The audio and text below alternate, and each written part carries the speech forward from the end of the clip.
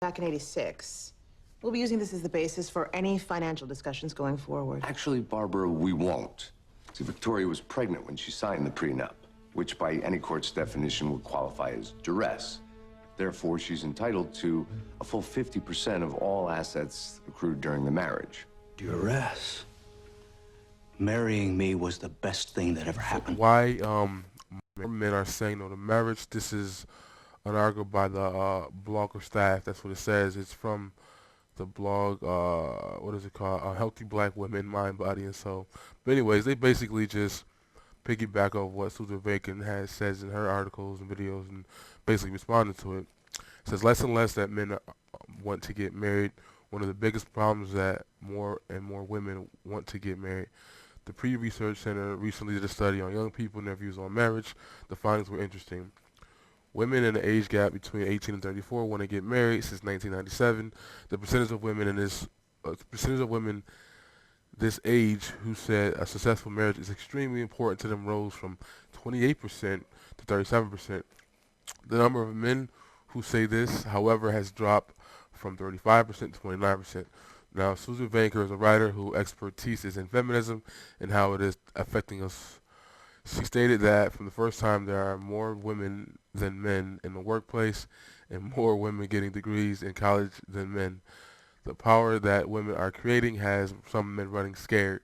I'll stop right there. Now I respect Susan Vanker and I like her work, but I don't like when she does that. I don't think the reality is that men are scared. Men just comprehend the female hypergamous nature, and some men are cool with that, some men reject it. Some men understand, though, if a female it feels like she's superior financially, it's an attitude that comes along with that, and most men ain't about that life. They don't want to deal with that nonsense.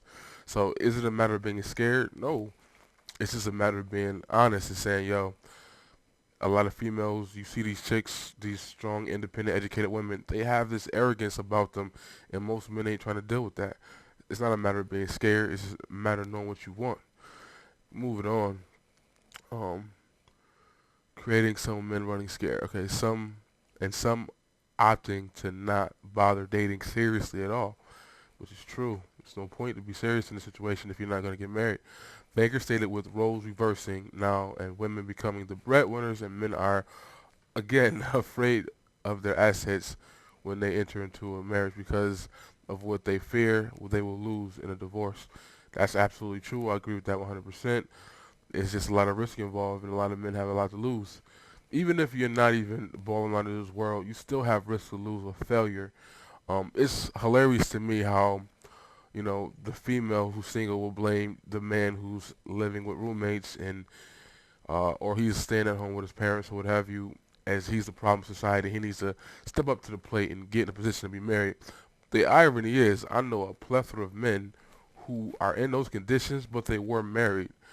That's the funny thing about it. It's like I know a bunch of dudes who a guy right now that I met him at the gym a couple months ago, and he was telling me his situation going through his divorce, and now he has a roommate, and it's just him and his roommate, and his wife has the house and has the kids, but he's went backwards. He had the house, he did the marriage thing, and now he has to start all over again, and he's in that situation. And I know one of my friends who he was only married for like what? Not even their marriage didn't last even 3 years. They were together for 5. And he's back at home with his parents, going back to school, doing this thing. So that's just hilarious to me that they knock men for being in that condition as they're the problem for not stepping up. But most men who get married, when they get divorced, they end up in that position anyways. Here we go. Women anymore. Okay, Baker says that she found an extremely large group of men who've said that they are getting married because women aren't women anymore. Absolutely true. They are tired of being told that they're wrong or something's wrong with them if the women in their lives aren't happy. And that's the cliche kicker right there. If you look at any pop culture movies and films, that line that you get all the time when the wife leaves the mangina of a husband, the henpecked husband, and leaves him, she goes, I'm not happy anymore.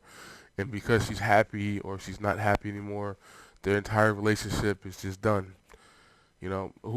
Marriage is not about making you happy. In my opinion, it's about making you holy. It's the only situation or institution where two people who are fallible and broken can come together and be one flesh. The concept of unconditional love is learned in this process. which means there will be conditions. But the average American female, she's not, she's too selfish to understand that concept. You know, it's not till death do us part. It's not for rich or for poor. It's not even if he makes me happy or not. And most women will encourage any chick that feels that she's not happy to get a divorce.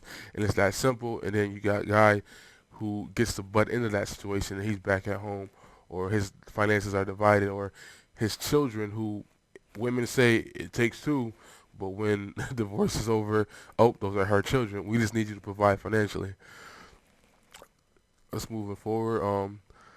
The latest census data from Pew showed that in 2012, only half of the U.S. population of adults were married.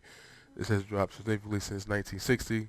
72% of adults were now married. Now everyone is single either by choosing to, or they are caught up in a high divorce rate that plagues the country.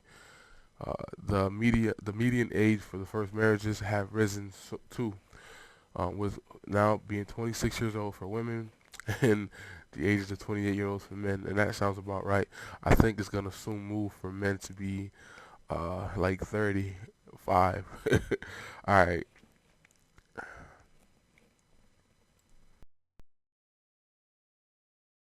Charming, fine, and they'll sweep you off your feet. But the minute you say I do, you'll be the one doing all the sweeping. And the cooking, and the scheduling, toenail clipping. Shoot, Charlie used to get me to go to his doctor's appointments for him until I explained I don't have a prostate. Charles isn't anything like that, right? I love my son, but he's just like his dad. Selfish. Once I raised my kids, I was out. I got the house, half his pension. So it's kind of early. It's only 11 comments on this particular blog, but this was placed from the Healthy Black Women's blog, and it was shared via Your Black World, which is Dr. Boyce Watkins' blog, and it tends to be, in my opinion, more leftist, some independent point of views. But I just want to read a couple of the comments real quick from the blog. One of Angela says, "Why buy the milk when you can get the cow for free?" That is why most men don't want to get married. Free coochie equals no strings attached. She's absolutely correct. Then George responds after that and says, "Women aren't women anymore." True statement, and it's hard out there for us men. Um, uh, yeah, I mean, I can't say her name. If you read the article, Angela, you see it has nothing to do with cows or milk. I don't blame why most men don't want to marry. Again, the article didn't mention that, but that is a reality that there are a lot of women who give men access to their body without first demanding he be able to take responsibility of it, and that gives men no incentive to want to marry. And I'm going to talk about that again in a future video with John Legend. He has a situation with his girlfriend of 11 years, and I guess she's giving him that ultimatum now. Another comment is from the same person. This is from L. He says, "I got two friends that got married, had kids, and the woman divorced and kicked them out of the house. I know a whole bunch of guys in that same predicament, in which the men still have to pay for the house. Meanwhile, the women get alimony and other benefits granted by the state." This is what he says now. He says, "It's a cash grab, and men are learning what other men have to go through when divorce after marriage. What guy in his right mind want to give up half his earnings, pay for a house he doesn't live in, and pay alimony?" That was redundant. It has nothing to do with work or degrees. Absolutely, it's the marriage laws that change for women, but not men. See, people in these feminists and some traditionalists claim the problem is women having degrees and things of that nature. It's not, because even when a woman has that and she makes money, he still ends up having to pay her in some situations. There was a scenario where a doctor, I put in one of my videos, and he made, PhDs, more degrees than the mom, and so did she. Yet he still had to pay her $3,000 a month. So it has nothing to do with that. Women with degrees still get divorced, and they still end up winning in the battle for alimony. He said, what guy in his right mind want to give up his earnings, pay for a house he doesn't live in, and pay alimony? Okay, it has nothing to do with degrees. It is that the marriage laws have changed for women and not men. And then he asked the question, why doesn't the article talk about the majority of divorces are made by females?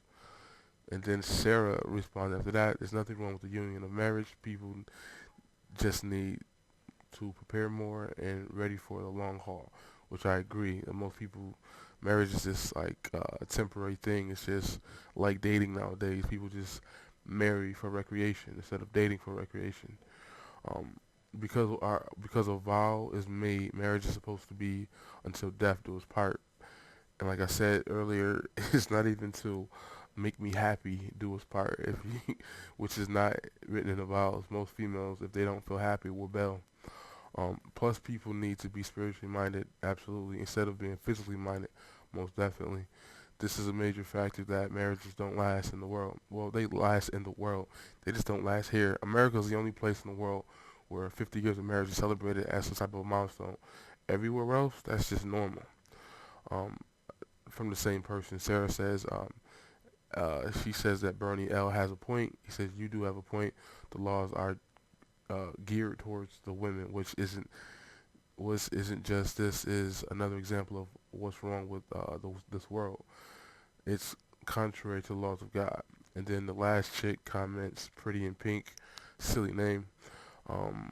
Well, most of you speaking, I'm pretty sure that you are glad that your parents were married. I don't understand what that has to do with the article, but that was her statement. Now, like I said, it's still early.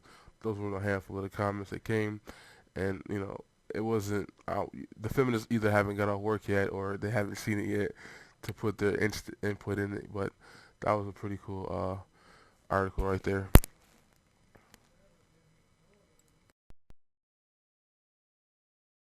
I signed before we were married? I lied. I wasn't really pregnant when I signed it. Contract is valid.